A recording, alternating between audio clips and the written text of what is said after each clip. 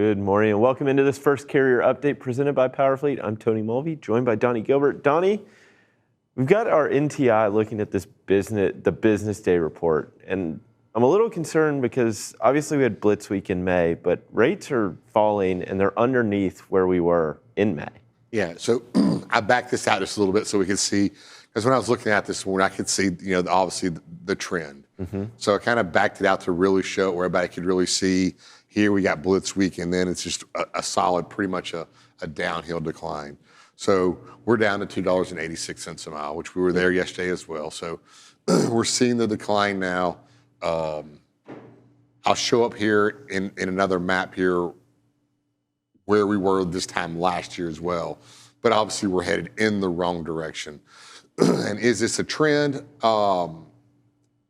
Yeah, we should expect it to drop down maybe a little bit during the first part of June, but is it going to tick back up? So let's go ahead and look at that. Let's compare this to 2020 or 2022 to 2021. So on the next chart here, I've gone to a seasonality view to where we can see, compare these very easily. And you see right here, there is a little bit of a downward trend, but right here, which was a couple of days ago, it started to turn back up.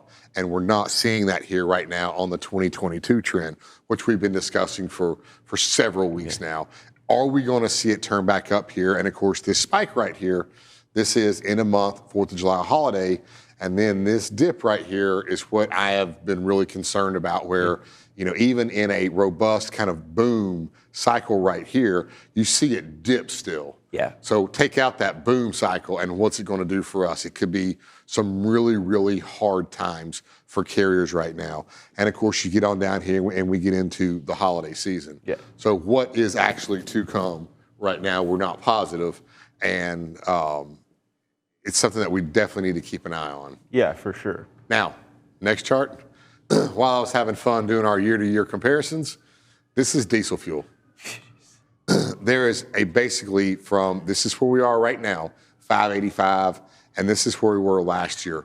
There's basically a $2.50 per gallon difference between last year and this year. So if you take a 500-mile run, last year it cost you about $250 in diesel fuel.